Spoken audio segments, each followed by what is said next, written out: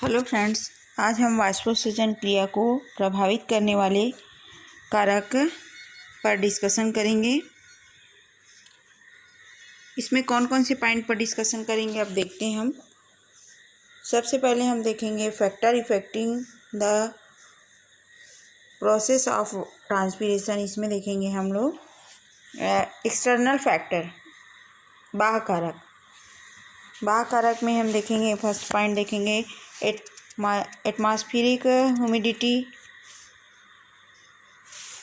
फिर सेकंड हम देखेंगे टेम्परेचर। थर्ड में वाइंड।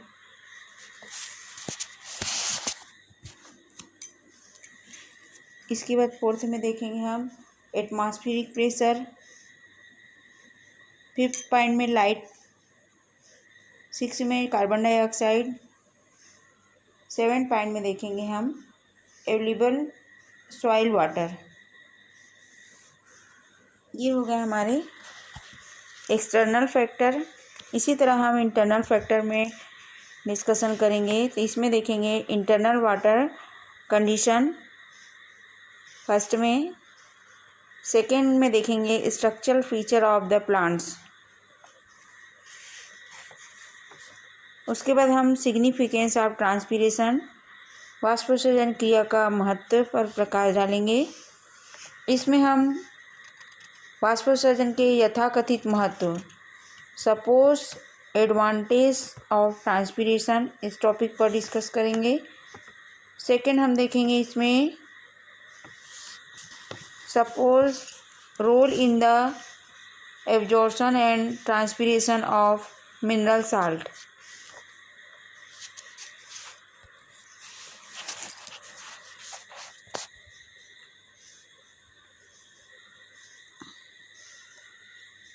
अब हम इसमें देखेंगे सबसे पहले बाह्य कारक।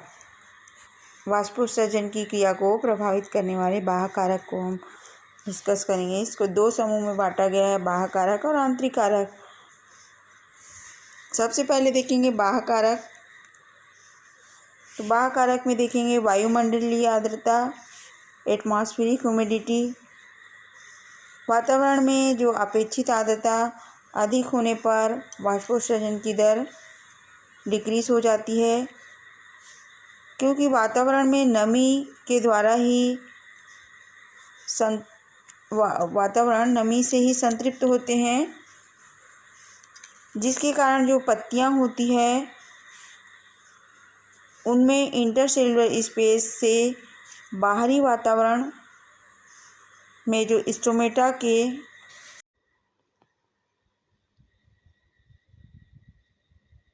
बाहरी वातावरण में स्टोमेटा के मध्य में जल वाष्प का विसरण नहीं हो पाता है। ड्राई एटमॉस्फेयर में वातावरण की अपेक्षित आर्द्रता कम होती है, अतः यहाँ पर ट्रांसपीरेशन की दर में ग्रोथ हो जाती है। फिर सेकेंड हम देखेंगे टेम्परेचर। टेम्परेचर में देखेंगे जो एटमॉस्फेयर का जो टेम्परेचर में यदि वृद्धि होती है तो वाष्पोत्सर्जन की दर में भी वृद्धि हो जाती है। आर्द्रता की कमी हो जाने से जो स्टोमेटा खुलते हैं टेम्परेचर बढ़ जाने से, और वाटर जो है वेपर रूप में कन्वर्ट होता है, जिससे रेट ऑफ ट्रांसपीरेशन भी बढ़ जाता है। तो तापमान भी एक बाहरी फैक्टर है जो ट्रांसपीरेशन की रेट को बढ़ाने का, इंक्रीज करने या डिक्रीज करने में एक महत्वपूर्ण रोल अदा करती है। फिर देखते हैं हवा, वायु, वाइंड्स। जब वायु जो है स्थिर रहती है तब वाष्पोत्सर्जन सामान्य गति से होता है, और जब वायु धीमी गति से बहती है तब वाष्पोत्सर्जन की दर में वृद्धि होती है, क्योंकि वायु के प्रभाव के साथ जो पत्ती की सतह पर उपस्थित जल वाष्प जो है हट जाती हैं। इस प्रकार वायु बहुत तेज गति से प्रवाहित होने से रंध्र के बंद होने के कारण वाष्पोत्सर्जन की दर जो है कम, बहुत तेज हवा से भी स्टोमेटा बंद हो जाती है, जिससे रेट ऑफ ट्रांसपीरेशन जो है कम हो जाता है। फिर देखते हैं वायुमंडलीय दाब, एटमॉस्फेरिक प्रेशर। जब एटमॉस्फेरिक प्रेशर कम होने पर वायु का घनत्व कम हो जाता है, जिससे देखते हैं कि जल वाष्प का विसरण तेजी से होने लगता है। वायुमंडल दाब में वृद्धि होने से वाष्पोत्सर्जन की दर में भी कमी हो जाती है। दाब कम होने पर वाष्पोत्सर्जन की दर में भी वृद्धि हो जाती है। उसके बाद देखते हैं लाइट का प्रभाव। यदि प्रकाश सीधे ही वाष्पोत्सर्जन की दर को प्रभावित करता है, लाइट यदि सूर्य का प्रकाश जो है डे में चूँकि अधिक होता है, मॉर्निंग में और इवनिंग में कम होता है, उस समय रेट ऑफ ट्रांसपिरेशन कम और दोपहर में रेट ऑफ ट्रांसपिरेशन जो है इंक्रीज हो जाता है। प्रकाश संश्लेषण की दर में वृद्धि होने से प्रकाश की अनुपस्थिति में रंध्र जो है बंद हो जाते हैं तथा वाष्पोत्सर्जन की क्रिया पूर्णतः बंद हो जाती है। जबकि प्रकाश में स्टोमेटा के खुले रहने पर वातावरण में टेम्परेचर भी वृद्धि हो जाती है और वाष्पोत्सर्जन की दर भी इंक्रीज हो जाती है। इसी प्रकार देखते हैं कार्बन डाइऑक्साइड। यदि एटमॉस्फेयर में कार्बन डाइऑक्साइड की सांद्रता में वृद्धि होने पर जो स्टोमेटा है बंद हो जाती हैं, अतः वाष्पोत्सर्जन की क्रिया रुक जाती है। जैसे कि शाम के समय हम देखते हैं सनलाइट नहीं होने से एटमॉस्फेयर में चारों ओर कार्बन डाइऑक्साइड कलेक्ट हो जाते हैं, जिससे वातावरण में कार्बन डाइऑक्साइड की अधिकता हो जाती है। स्टोमेटा भी बंद हो जाता है और इस समय जो है रेट ऑफ ट्रांसपिरेशन भी रुक जाता है। तो कार्बन डाइऑक्साइड की उपस्थिति भी ट्रांसपिरेशन को प्रभावित करती है। इसी प्रकार देखते हैं अवेलेबल सॉइल वाटर, उपलब्ध मृदा जल। यदि मिट्टी में जल की कमी है तब वेपर बनने की क्रिया यदि सॉइल में जल की कमी है तब पौधे में उनका अवशोषण नहीं कर पाती हैं, रूट के माध्यम से वाटर एब्जॉर्ब करते हैं। अगर सॉइल में ही पानी नहीं है तो प्लांट जो है एब्जॉर्प्शन नहीं कर पाते हैं। ऐसी स्थिति में रंध्र बंद होने के कारण जो है वाष्पोत्सर्जन की दर जो है कम हो जाती है। तो वाटर भी एक फैक्टर है जो ट्रांसपिरेशन को प्रभावित करता है। अधिक वाटर होने से रूट जो है पर्याप्त वाटर का एब्जॉर्प्शन कर लेते हैं और वो उस वाटर को वेपर में कन्वर्ट करते हैं। फिर देखते हैं ये बाहरी फैक्टर हो गए। फिर उसके बाद हम देखते हैं आंतरिक कारक कौन कौन से हैं। इंटरनल फैक्टर, तो आंतरिक कारक में हम देखेंगे इंटरनल वाटर कंडीशन, मतलब जल की आंतरिक स्थिति। जल जो है वाष्पोत्सर्जन की क्रिया के लिए बहुत ही आवश्यक होता है। पौधों में जल की कमी होने पर वाष्पोत्सर्जन की दर कम हो जाती है। सेकेंड पॉइंट देखेंगे पौधों की संरचनात्मक विशेषताएं। वाष्पीकरण की दर जो है स्टोमेटा की संख्या, साइज, स्थिति और उसके डिस्ट्रीब्यूशन पर निर्भर करती है। स्टोमेटा यदि वाष्पोत्सर्जन की दर को कम कर देती है,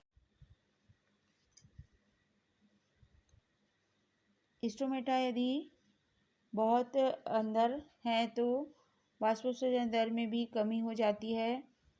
जीरोफाइट्स पौधे की पत्तियां जो आकार में छोटी हो जाती हैं और वो गिर जाती हैं। इस प्रकार जो उसमें जो है पर्णिल वाष्पोत्सर्जन को कम करती हैं। पत्तियों एवं पौधों की बाहरी त्वचा में क्यूटिकल की एक वैक्स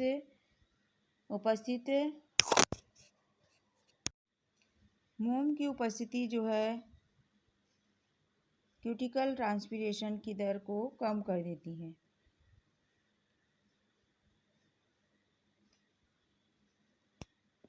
इस प्रकार इंटरनल फैक्टर हुआ।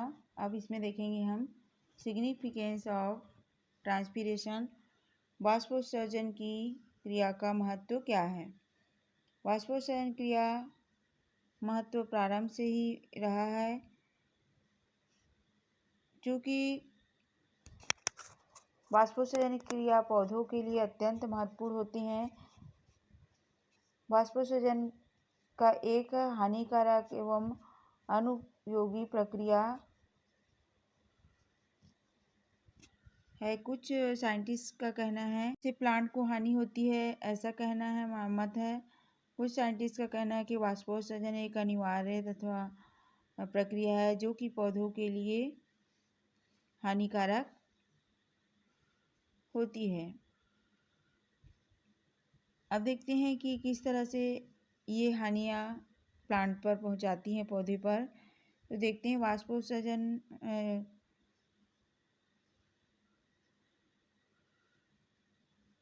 Suppose advantage of the transpiration. जल के प्रवाह में यथाकथित महत्व देखेंगे हम। तो कुछ वैज्ञानिक के अनुसार वाष्पोत्सर्जन क्रिया में हुई जल हानि को संतुलित करने के लिए पौधे में जल का स्थानांतरण तेजी से होता है, लेकिन यह क्रिया उन प्लांट्स के लिए अनावश्यक है जिनमें वाष्पोत्सर्जन नहीं होती हैं। फिर भी जल का स्थानांतरण जारी रहता है तथा पौधों की आसुनता स्थापित रहती है। फिर से सेकंड देखेंगे खनिज लवणों के अवशोषण एवं स्थानांतरण में यथाकथित क्या महत्व है इसका। तो प्रारंभ में ऐसा वाष्पोत्सर्जन की दर में वृद्धि होने से जल के अवशोषण की दर में वृद्धि के कारण खनिज लवण के अवशोषण में भी वृद्धि हो जाती है। यह स्पष्ट हो चुका है कि जल एवं खनिज पदार्थों के अवशोषण की क्रिया स्वतंत्र रूप से होती है। इस प्रकार खनिज लवण के अवशोषण में वाष्पोत्सर्जन का कार्य नहीं होता है। अतः जब पौधे के द्वारा एक बार खनिज लवण अवशोषित कर लिया जाता है, तब उसका ट्रांसफर जो है या वितरण वाष्पोत्सर्जन क्रिया के द्वारा जल के जाइलम तत्वों में स्थानांतरण के माध्यम से होता है। अब देखते हैं हम तापमान के नियंत्रण में क्या महत्व है इसका। तो पौधों की जो पत्तियों में के द्वारा अत्यधिक मात्रा में सूर्य के प्रकाश का विकिरण ऊर्जा का एब्जॉर्प्शन करके उसे ताप ऊर्जा में, हीट एनर्जी में चेंज किया जाता है। साइंटिस्ट का कहना ऐसा मानना है कि वाष्पोत्सर्जन क्रिया पौधों के तापमान के नियमन में महत्वपूर्ण भूमिका अदा करती है। वाष्पोत्सर्जन क्रिया के माध्यम से ही पौधे के वायवीय भागों से तीव्र गति से जल का वेपोराइजेशन के कारण पौधे के जो है तापमान में कमी आती है तथा पौधे जो है प्लांट के टेम्परेचर में कमी आती है और पौधे जो है सेफ रहते हैं। अब इसमें देखेंगे हम समालोचना क्या हुआ। तो इन मतों में समालोचना की गई कि वाष्पोत्सर्जन पौधे के संपूर्ण तापमान को कम करने में सक्षम नहीं है। जब पौधों की पत्तियों के स्टोमेटा में वैसलीन के द्वारा बंद करके तीव्र प्रकाश में रखने पर देखते हैं कि पौधे का तापमान में कोई विशेष वृद्धि नहीं होती है। कुछ जीरोफाइट प्लांट्स में जो वाष्पोत्सर्जन की दर को कम करने के लिए शारीरिक अनुकूलन एवं संरचनात्मक परिवर्तन पाए गए हैं। ये पौधे जो है उच्च तापमान में भी आसानी से लिविंग रह सकते हैं। सेकेंड पॉइंट हम देखेंगे वाष्पोत्सर्जन का एक आवश्यक दुर्गुण के रूप में। पहले ही बताया गया, जैसे कि पहले ही वर्णन किया जा चुका है उसके बेस पे हम देखते हैं कि पौधों के लिए जो ट्रांसपीरेशन की क्रिया का कोई विशेष इम्पोर्टेंस नहीं है, फिर भी यह जो है पौधों के लिए आवश्यक होता है। कर्टिस 1926 ने वाष्पोत्सर्जन क्रिया को पौधों के लिए एक आवश्यक नेसेसरी एविल माना है। इसमें देखते हैं कि वाष्पोत्सर्जन क्रिया किस प्रकार पौधों के लिए हानिकारक होते हैं। तो वाष्पोत्सर्जन की दर अधिक तथा सॉइल में जल की कमी होने की स्थिति में पौधों की जो कोशिकाओं में जल की कमी होती है। रेट ऑफ ट्रांसपीरेशन जितना ज़्यादा होगा, प्लांट में वाटर की कमी उतनी ही अधिक होगी। जनरली देखते हैं कि जब दिन में सनलाइट अधिक होने से यह क्रिया होती है। अधिक होने से पानी जो है वेपर बन के तेज़ी से एटमॉस्फेयर में रिलीज होती है और उसमें जो होने वाली विभिन्न फिजियोलॉजिकल प्रोसेस भी प्रभावित होती हैं। जैसे कि जैसे से शुष्क होती है प्लांट शुष्क होती है, उस समय ड्राई स्थिति वृद्धि होती है। तो ज़्यादा शुष्क होने से जनरली पौधे जो है मृत भी हो जाते हैं। सॉइल में जो पानी की कमी हो जाती है, लगातार वाष्पोत्सर्जन किया हो रही है, टेम्परेचर हाई है, उस समय जो पौधे के आसपास जो है जल की कमी हो जाती है और पौधे के पूरे भाग में पानी की कमी होने के कारण पौधे जो है मृत हो जाते हैं। अतः पौधे के लिए वाष्पोत्सर्जन की दर को कम करने के लिए विभिन्न प्रकार के अनुकूलन करते हैं, जैसे कि पर्णपाती पौधे जो वाष्पोत्सर्जन की दर को कम करने के लिए अपनी पत्तियां गिरा देते हैं। जैसे जैसे पानी की कमी पौधे में होती है तो सबसे पहले उनकी पत्तियां जो है गिरने लगती हैं। फिर देखते हैं कि बहुत से मरुभूमि पौधे जो होते हैं वाष्पोत्सर्जन की दर को कम करने के लिए अपने शरीर की कुछ संरचना, उनकी जो शेप होती है, फिजिकल संरचना होती है, उनमें परिवर्तन करना एवं अनुकूलताएं उत्पन्न करती हैं। उसमें कुछ बॉडी में उनकी शेप में जो है चेंजेस आना शुरू हो जाता है। यह भी पानी की कमी को प्रदर्शित करता है। अब देखते हैं कि हानिकारक क्रियाओं के बाद भी पौधे जो है वाष्पोत्सर्जन क्रिया से नहीं बच पाते हैं, क्योंकि उनको लाइट पड़ रहा है और वो वेपर बन के पानी जो है वायुमंडल में रिलीज हो रहा है। क्योंकि पौधे की पत्तियों में विशिष्ट प्रकार की जो आंतरिक संरचना पाई जाती है। पत्तियों में ढीले रूप से लूजली अरेंज मेसोफिल सेल, जिनके मध्य में बड़े बड़े अंतरकोशिकीय अवकाश इंट्रासेलुलर स्पेस पाए जाते हैं और ये जो है इंट्रासेलुलर स्पेस से जो है उनमें और पत्तियों के लोअर सरफेस में होल लाइक स्ट्रक्चर स्टोमेटा भी प्रेजेंट होती हैं। इन दोनों के रंध्रों के माध्यम से ही बाह्य वातावरण के संपर्क में प्लांट आते हैं तथा विभिन्न प्रकार के उनमें आवश्यक क्रियाएं जैसे कि फोटोसिंथेसिस है, रेस्पायरेशन है, गैसों का एक्सचेंज है हेतु इनमें क्या होता है, एक लिंक बन जाता है पौधे में, जिससे पत्तियों में उपस्थित इस प्रकार की आंतरिक संरचनात्मक बनावट के कारण वाष्पोत्सर्जन की क्रिया में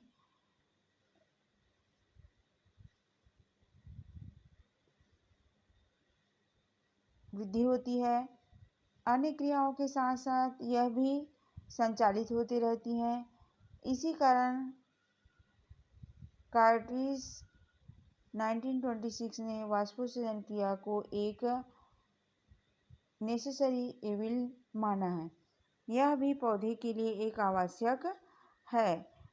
पौधे में कभी कभी जो है पानी की अधिकता हो जाने से भी रेट ऑफ ट्रांसपीरेशन से प्लांट की एक्सेस पानी जो है निकल जाती हैं और उन्हें पौधों को रेट ऑफ ट्रांसपीरेशन इंक्रीज होने से पौधे जो है कि अपनी आसुनता खो देते हैं और उनमें धीरे धीरे करके पत्तियां भी गिरने लगती हैं। इस प्रकार वो रेट ऑफ ट्रांसपीरेशन आवश्यक तो है, लेकिन वो पौधों के लिए हानिकारक भी साबित हो जाता है।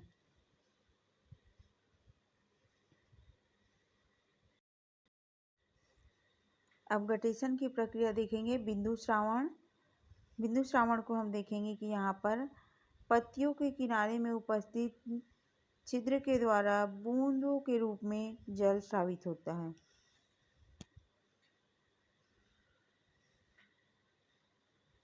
ये वाटर ड्रॉप के रूप में जो है जल जो है बाहर निकलती हैं। इस प्रक्रिया को ही हम क्या कहते हैं, गटेशन कहते हैं। यह क्रिया जिन छिद्रों के द्वारा पूर्ण होती है उन्हें हम हाइडेटोड कहते हैं। बिंदु श्रावण रूट प्रेशर के कारण होता है। इस क्रिया में भाग लेने वाली जो हाइडेटोड लीफ के किनारे मार्जिन में एक ग्रंथि के रूप में पाई जाती है।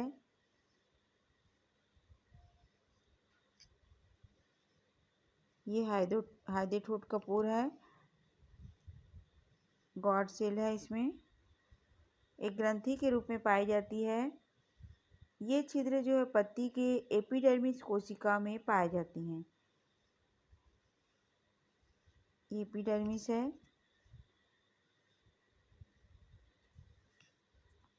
अत्यंत पतली भित्ति वाली कोशिकाओं के द्वारा घिरे रहते हैं। इनमें छिद्र के नीचे लूजली अरेंज कोशिका का एक ग्रुप होता है जिसे हम एपिथीमा कहते हैं। ये एपिथीमा है।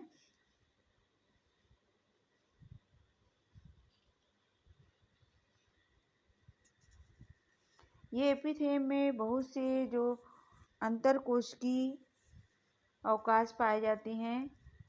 एपिथेम के नीचे जाइलम एलिमेंट्स पाए जाते हैं जिन्हें ट्रैक्यूट्स कहती हैं। इस प्रकार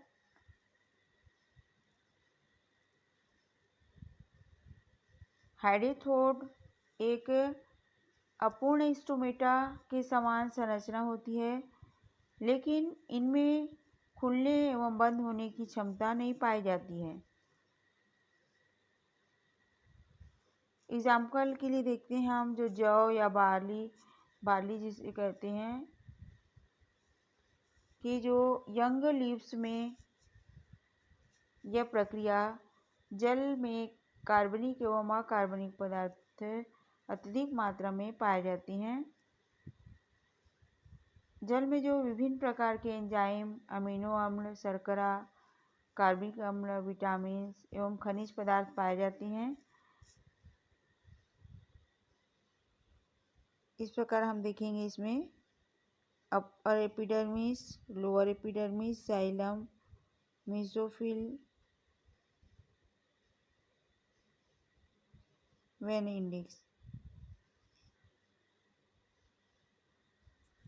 अपघटेशन की प्रक्रिया को हम देखे हैं कि जल की क्रिया में बिंदु के रूप में ये निष्कासित होती है।